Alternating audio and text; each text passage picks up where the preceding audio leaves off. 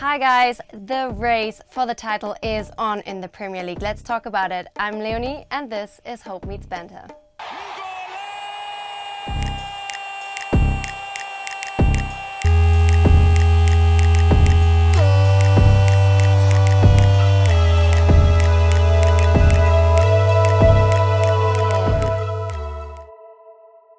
All right, with me in the studio we have Double H, Drifty Devil, and a very special guest tonight with us, Claude. Hello, welcome. Yeah, good to have you here. The legend, man. Right, before we start, I do have to mention though, Hope, you look positively gangster today. Are you going out on a date or what? What is this? No, because Training day. Yeah, I have a lot of things to be said, and I want to be here. So this attire represents my psychology for this episode. So yeah. Well, can't wait to hear what you have to say. So let's jump right in. There's loads to talk about. All right, let's talk about Aguero. I think we do have to mention that, and the whole Manchester City Chelsea game. Sorry to say it, to mention that to you, Double H. I'll talk. But come on, I mean, we got to pay some credit to that guy. Second hat-trick in 3 games to make it 9 goals in his last 6 matches across all competitions. I mean, wow, that deserves some kudos. So, my question for you guys now, after back-to-back hat-tricks, can we now say that he's the greatest Premier League striker of all time? Is that a fair thing to say? Debate, open. Let's go. I mean, for me, I believe that as of right now, he is just behind Shearer, but the way in which he's going, I think it's inevitable that he's going to be, at the end of the day, he's going to end up as being the greatest Premier League striker of all time. Because I just think that, and that's what, and the key word people understand is striker, not player. Yeah. Striker, as far as a guy who is just striking, goals scored when he scores those goals, the quality of goals. I just think that he's just behind. Because again, what Shearer did with Blackburn in '95 was, for me, that's still crazy. Because I was with Blackburn Rovers in '95. So I think, okay, fair enough, it was 20-something teams, but it was still 40 goals in that season, which is still crazy. But I still think that Shearer is still the best striker in the Premier League, but because he's going to keep on going. You know, I mean, how many hat-tricks has this guy scored? And this guy has been doing it consistently for so many years. So he has 2-3 more years at Man City. And if Pep is still there, he's going to keep on scoring these goals. So at the end of the day, I just think he will, once it's all said and done, he'll be the best striker the Premier League has ever seen. With a good team there. Also, Claude. Guardiola's taken him to another level, hasn't he? He's made him work harder. Yeah. Made him he's put much more work into his game. And because remember, he was battling Jesus and everything. Because that's why he was telling him. That's why he was dropping him at the time. Yeah. Making sure that he upped his level even more. Yeah. And he's made him a much better player as well. But Thierry Henry. But see, the thing with Henry is that I don't view Henry as like a striker. I think Henry is the best player the Premier League has ever seen. Yeah. As far as just a player, but I say, for me, there's the difference between a striker and just an overall player. Well, as a player, I would say I dispute that with Dennis Bergkamp. Well, as in the best player in the Premier League over Thierry Henry. Yeah, because I think he's got more to his game as well. I think, like, technically he was better, but I just think Henry just had, because you have to look at the speed, the goal scoring, the dynamism, the different kind of things you could do.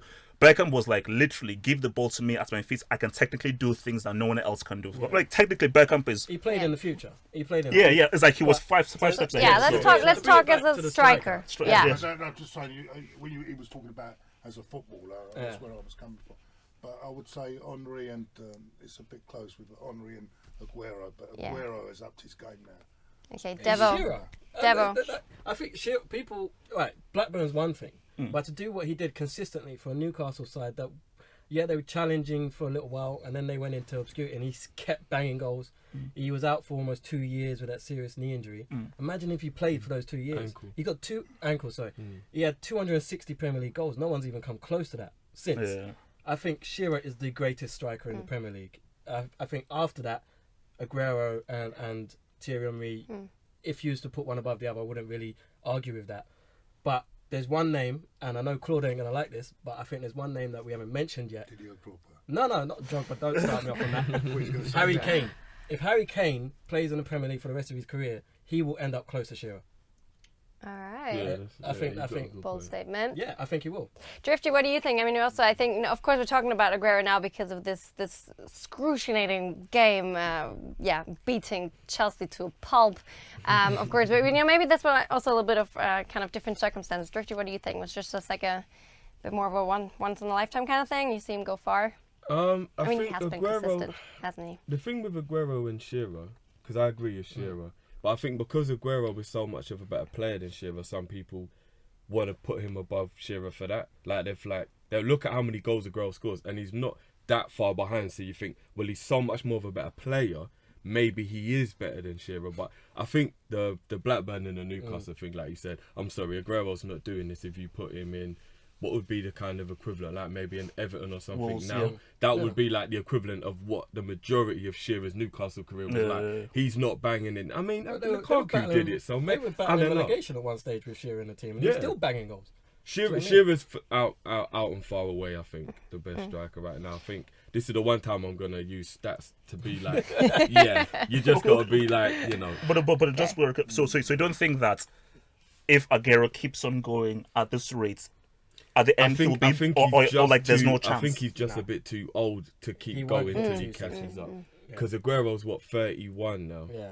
I don't think he'll be able to get to like 36 and still be doing what he's doing, because he'll need that long. He'll need that long. What's he got about? I think he's on like, was he 5th or 6th highest goal scorer? Yeah, No, he's just broke into the top 10.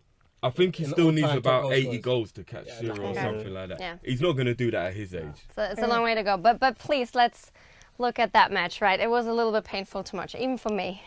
So Chelsea now conceded 12 goals without reply, right? They're 6th in the Premier League, below Arsenal now, so Devil is smiling, yay, for the Arsenal fans here. But really, so this is their worst loss since 1991. They lost 7-0 at Nottingham Forest in 1991, right? So please tell me, let's debate. What's going on there? Is it Sarri? Is it the players? Is it Abramovich? What's happening? Do they need more time? What has happened? Actually, you know what? It's actually very good that Claude is here, because I think it's good that because he said something that's very true, and I think it's the key thing that he said it as a non-Chelsea fan, because I get a lot of hits by saying Hazard is too good for this team. Hazard could do anything, and everybody was on me like, my gosh, what did Hazard do? Hazard was on the pitch, and then they lost by 6 and everything. And I always said, no, Hazard is too good for this team.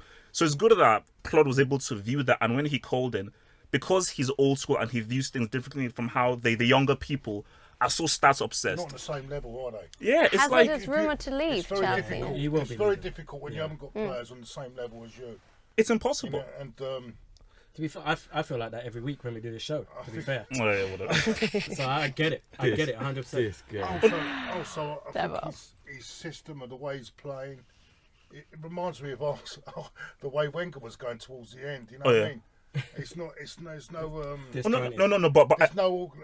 It's not. There's nothing there. Organised. No, but I think the key thing is, okay, look, I think the thing with Sarri is that you have to realize the job you're going into. And if you go into any job, you have to understand what the targets are and what the objectives are.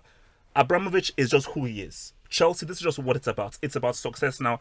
These are how these players are. You're not going to be given a 3-4 year project and everything. Do you know what's wrong with Chelsea and why? And I've noticed at Arsenal, they haven't got Terry, the likes of Terry, Lampard. They were leaders. They haven't got those leaders anymore. Oh yeah. And they've now got players that they're just there for the comfort. You know, I never They'll thought play of that. one week, and they'll Well, no, it's true. There's I can be a bothered. lead in the team. If Yeah. I can be bothered, you know. There's no spine. Right? Yeah. There's no real someone to say to get them going. You know what I mean? There's no John Terry. There's no Frank Lampard. They were leaders. Drogba, they're leaders. You know what I'm saying? Yeah. They were leaders. They haven't got them leaders anymore. And Arsenal suffered that when Adams went, Vieira went. They suffered as well. Yeah, I do think partly is sorry you come in and Chelsea, as you said, they want instant success. This guy's never won a trophy before. Yeah. So straight away you're kind of at a deficit there. Yeah. But I think he come in and his system is going to take time to adapt. If you're not going to give him that time, then what's the point in bringing him in? So it's a bit of a strange one. But when you also say, I mean, we have players like Hazard, right? They're clearly potential leaders. Do you think maybe they just... No, he isn't. Hazard is not not a a leader. leader. He's not. They're not, maybe not nurturing enough know to what it make is? them I leaders. I think mean, he- I some think he people could are be a born leader. leaders, but you know... I think he could be a leader, be. but I think because he himself struggles to motivate himself for every game, that's what will make him a bad captain. Like, I think if you talk about following example and that kind of thing, Hazard could be a captain. Do you know what I mean? Like, he gets the ball, he drives. Okay, he shows a effort. different captain, But yeah. because every now and again he'll just have a game where he can't be bothered. A captain can't be like that. A captain has to be an hour earlier than everyone else, just as on it as the manager. Do you know what I mean? Like, you cannot have Hazard's mentality and be a captain. Jordan Henderson. Chelsea need Jordan Henderson. No. You can laugh what you want. He's a model professional. He's a model professional. Well, all I'm saying is that there's good players in the team, right? So why is it not working? No, I mean, basically, Really, too. Good Jesus, No, come on, we have no, to give but this. put it this way: Aspilicueta is a good captain because that guy always gives 100%. But the issue with Aspilicueta is he's played. Sterling ate him for breakfast.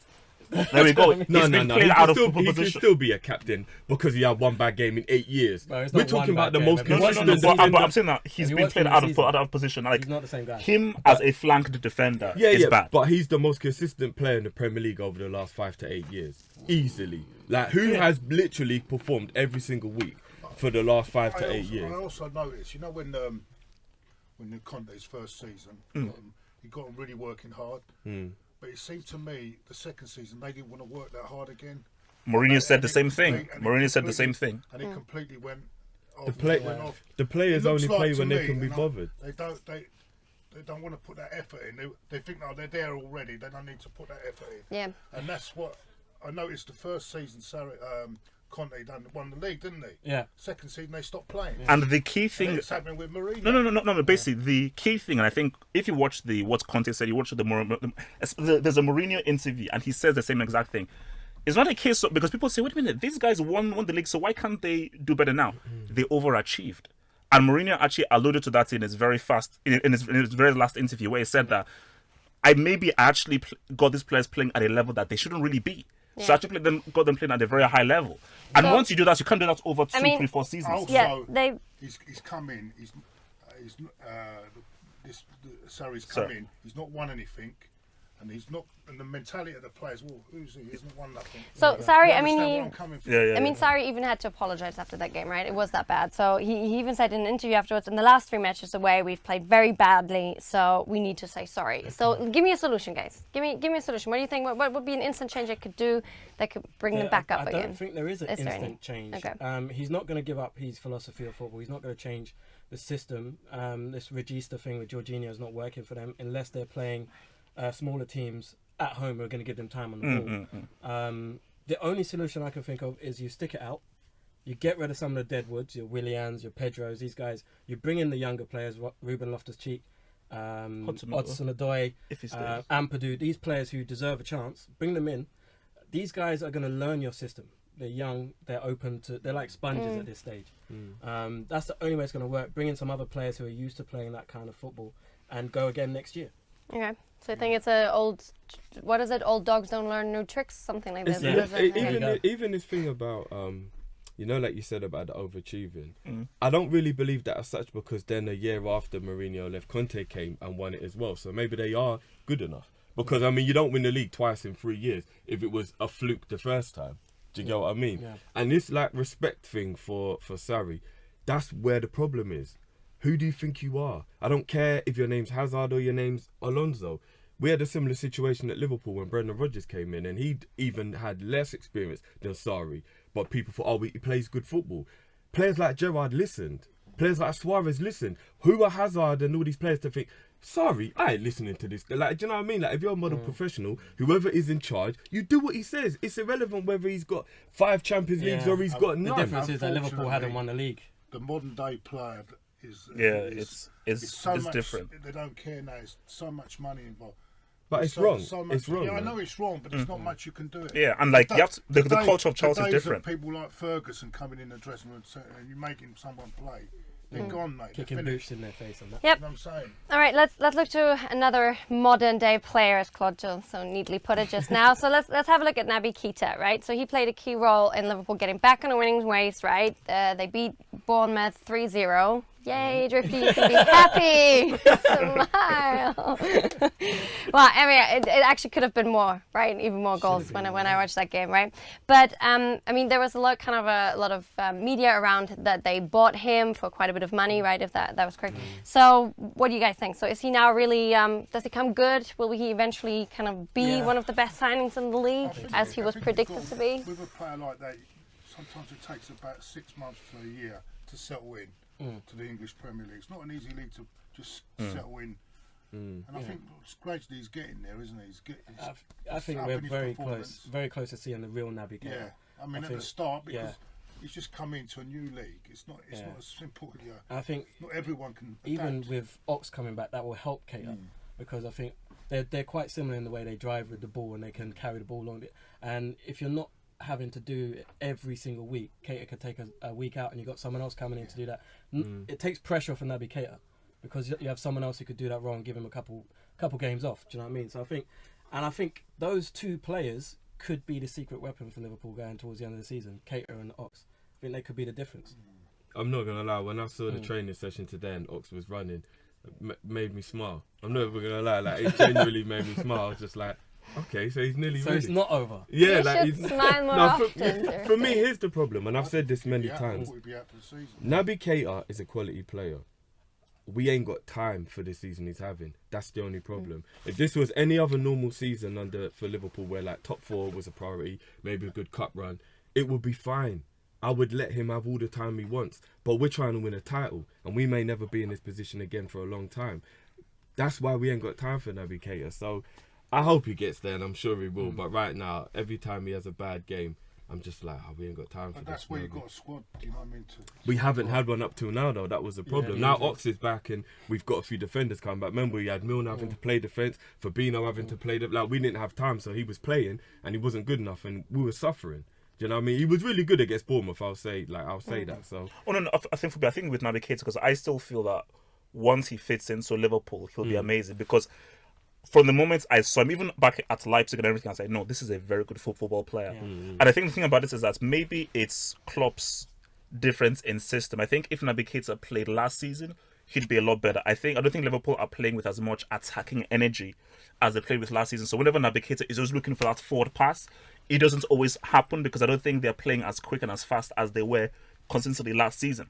Because I think with Naby Keita is that he's always very positive and he's always looking for the forward ball, but sometimes the forward ball isn't on. You need to hold it. And that's what the problem's been. He's been playing like it's like Henderson. Within himself. Yeah, and that's why I think maybe Klopp tells them to do this, and why I always defended Henderson when people said he always goes back aside. I'm like, maybe Klopp tells him to because Kate has been doing the same thing. So maybe in that role, you're told to just make sure you keep possession. Deborah, what do you think? In the last game against Bournemouth, it looked like Liverpool from last season. Like just the whole, not just Keita, the whole team. It looked like Liverpool. Fabinho in the middle, those forward guys were passes, Listen, I'm right telling there. you, everyone thinks I'm being stupid. Wijnaldum is the reason. People don't That doesn't change understand. because he was playing before and they weren't playing that way. But but I mean like that dip we had, and now all of a sudden we just look good again. It was Wijnaldum. The man even had to take a shit at half time and he soldiered through. He shit when he wants. Yeah, like he actually said, like he didn't even hear the half-time talk. He had to run and take a shit because he had a bad stomach, and he still come out and perform like that. It's Wijnaldum. I love that guy, man. No. But I think for Liverpool, but it is true what it says is that they don't have any time now for any guy to develop. That's the only anything problem. time. Like it needs to happen now. So that's why Klopp. It's very difficult because he has as from now until the end of the season, he has to be very, very careful with who he picks because because again the attack picks itself, the defense picks itself, but the key thing of how he'll win games is who does he pick in that midfield? Who does he start with? When does he bring in the sub? The Bournemouth midfield. But is that not going to work in every single game against every single team? That is our best midfield. That Bournemouth midfield. Yeah. Do you know who else does not have time right now for anything, childish or dropping points where they really should have them? Dortmund, BVB, right? So they literally just threw away a 3-up lead against Hoffenheim and then just drew. So now BVB is 50 points in the Bundesliga and Bayern is right behind them now with 45 points, right? Shouldn't have been that close, but they did drop it. So what do you guys think about the Bundesliga, about the Germans? Are they caving under the pressure? What's going on there? I really hope they don't. I really would like to see I Dortmund hope they win don't. this. Yeah, I'd like to see Dortmund win this league. Me too. And I just want to point out as well, one thing is that they were 3-0 down until Reece Nelson came on, and then it was 3-3. I didn't see that. Did it? Apparently he had a hand in one of He had a hand in the goal. He didn't score. He had a hand in the goal. But he changed the game when he came on. So hopefully he comes back next season and he gets some games. But for Dortmund, Royce has picked up a little injury as well. Hopefully that's not too long for his sake. But I really don't want to see Bayern win the league. I have nothing against Bayern, even though they trounce us every time they play us. Bullies. It's just the trousers, the lederhosen. I just can't do that. I'd love to see Dortmund for Michael Royce more than anything else. Yeah. It would be great. And also for Sancho. So hopefully Dortmund don't let it slip. They're in a position. They're in a position where maybe going out of the Champions League will help them win the league. I know it sounds stupid to say, but I don't think their squad can do both. You know what I mean? I know why he's saying that. No, I know why he's saying that. That's the excuses for Liverpool. No, that's nothing to do with Dortmund. But you know what? Dortmund and Liverpool are almost identical. They're both winning a race they shouldn't be against a team that is a lot better than them, and they don't have a squad to keep up.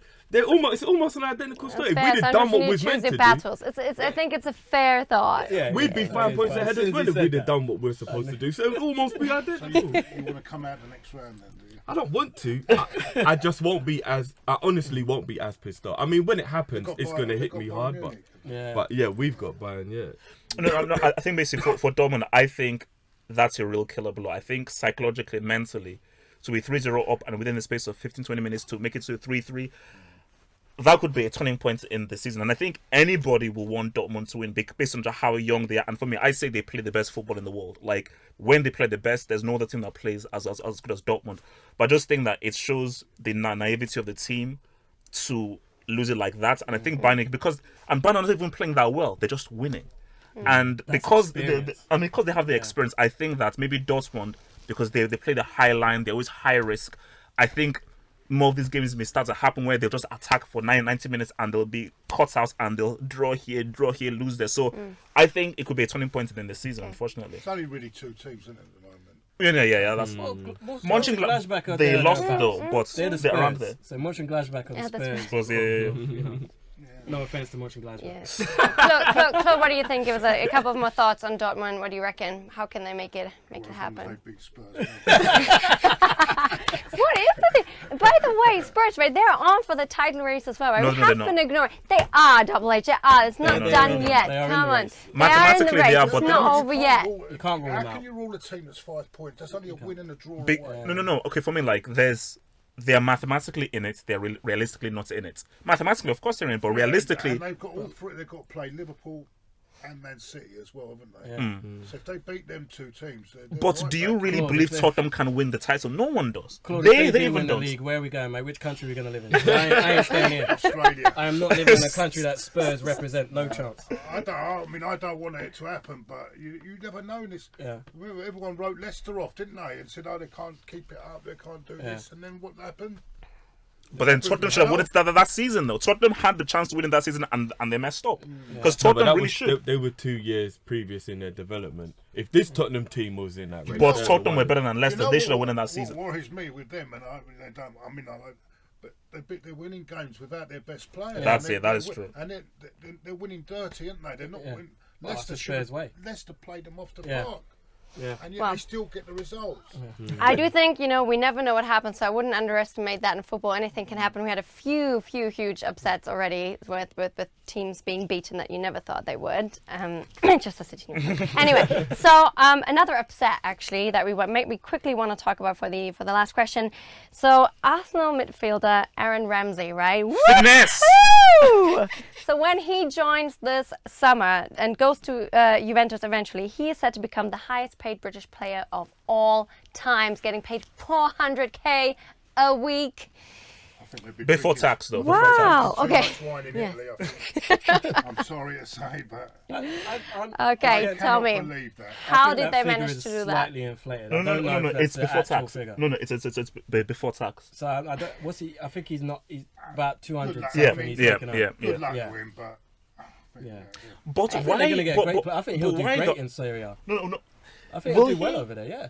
Like, I think that Ramsey fits a faster system. Does he fit much more tactical, a lot slower and everything? I don't think it does. Like, and also like a new weapon that they haven't. No, but basically for me with Ramsey, like, I can't begrudge a guy getting a really good in. And I think for me, based on how he came from the whole Shawcross injury, and to this, look, good on him. So I'm happy for him. But for me, my main thing is in two minds. Juventus.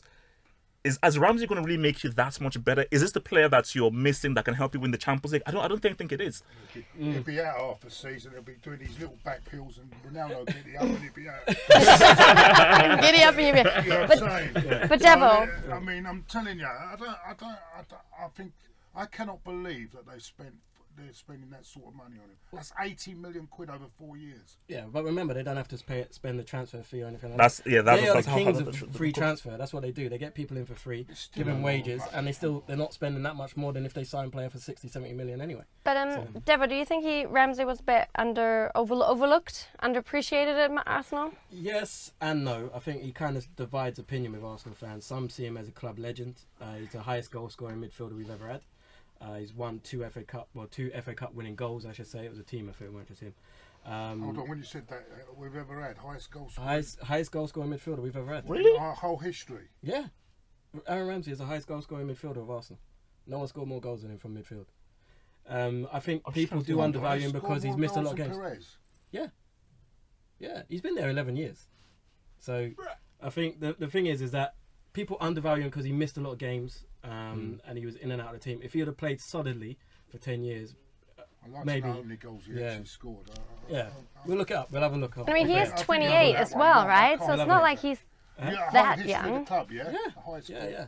goal scoring. We'll have a look. You know Drifty. what Ramsey's problem was he was never in the mindset like say a Lampard was, where it was like, I'm a bit more limited than these other guys and I'm just going to stick to the basics and it works for me. Because when Ramsey does that, he just scores goals for fun. But when he starts to try and be like FIFA and start overdoing things and thinking, I mean, I'm not saying he can't do it. That time when he set Lacazette up, and that was an amazing flick, like, you know what I mean. So it's in there, but if he'd have just been like Lampard, like, I'm just gonna do the basics and do them well, he could have got 20 goals a season every season. Do you know what I mean? So it's a weird one with Ramsey. He was like, put out on the right. He was put deeper. He got moved around a lot within the system as well. So that didn't help. That buffoon, I don't know what he was doing with him. But That legend, Mr. Wenger. Don't get me started. Yeah, all right. Maybe we call time. Good- Before Claude gets going. Good luck to him, man. Good luck. Yeah, no. For me, I think. Look. I mean, I don't know how well he's gonna do for Juventus, but maybe Juve see something in him that can improve their team. But I think Juventus. I really believe that they are buying players in order to try to win the Champions League. Cristiano makes 100% sense. That is a game-changing purchase. Different, yeah. Ramsey isn't gonna be a game-changing purchase to help you win the I Champions don't know, League. he'll score more goals in midfield than most of them in the midfielders. Champions They've not got anyone else who Just does what in he does. general. No, but in the Champions League, is it going to make that much of a Also, difference? he's going to have a problem with the language as well. That won't help. You never know. You might know it. He'll have a problem with the language. I don't know. I mean, I think there's no way Arsenal are going to offer him that. No all this rubbish. I heard No Robbie chance. say to them, "Oh, we should have never. Why did we withdraw the offer?" Of course, they already knew that was going to be. But the agent already was playing poker. He knew that he was going to get 400 grand for him a week. There's no way Arsenal were going to pay him that. We'll be lucky to give him 400 quid. So you're not gonna miss him. No, I won't. I don't. No, not really. Not to be honest. I hope we get someone better in the summer. I'm hoping, but You might have to go in your pocket, Claude. I won't hold my breath. But anyway. It's the money more than What's in your anything. wallet? Yeah. If Arsenal were getting like 30, 40 mil, which is what he'd be worth if he was going, then Arsenal would be okay because they could reinvest that 40 mil to get a replacement. Him going for free, and I mean they're already struggling. Now they might not even be able to get 20 mil for Ozil, who's like their high most value play. He's 30. Not he hasn't playing. played. No one cares about him anymore. Like, are they even going to be able to get 20 mil for Ozil? For some So reason, he's not even travelled to Barcelona. It's crazy. No, it's We're paying his madness. wages still. I mean, I don't understand. Arsenal and Chelsea are the two teams I think that have got the most thinking to do if they want to turn things around and start being. Oh no, that team Chelsea's challenge. is a lot deeper. I think Arsenal, I think they're on track. They just need to make a few changes. Chelsea, there's a massive, especially if Hazard leaves, there's a massive thing You that say needs to track, happen. I think we need about 8 or 9 players out of our squad in the summer. Yeah. Mate. They're not good enough. I agree. So I don't know about being on track. I agree. There's a lot of players that most of them defenders need to be gone. At least you have strikers, man.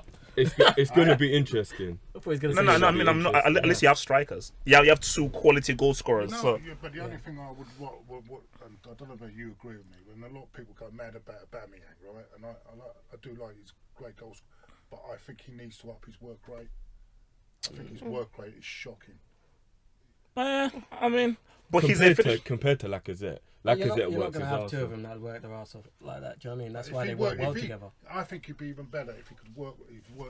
His work rate was a lot higher. Yeah. Than he is. Okay, He's too Devil. much off the cuff. Yeah. Devo, any last words? It's your club. Finish it. Finish us off. Well, I don't know what to say, man. We're in trouble. I mean, I would like to have 400k a week. I mean, he's 28. You know, it's just, No, you fair know. play to him. I hope it works out well for him. I've always had a bit of a soft spot for Ramsey. He turned down United to come to us at a time when United was a much better prospect. You know, fair play to him. As I said, 2 FA Cup winning goals. Because they sent Gary Neville instead of Alex Ferguson. Yeah, Wenger went to go see him personally. So yeah, fair play to him, man. I hope he does well. Okay, so I guess we wish him well. Good luck at Juventus, and we're gonna definitely follow that career and where it takes him. Right? Following it. Well, some of us do. Right, that's it for today. Please do not forget to follow us on all the social media channels, and we shall see you again next week. Bye bye. Peace.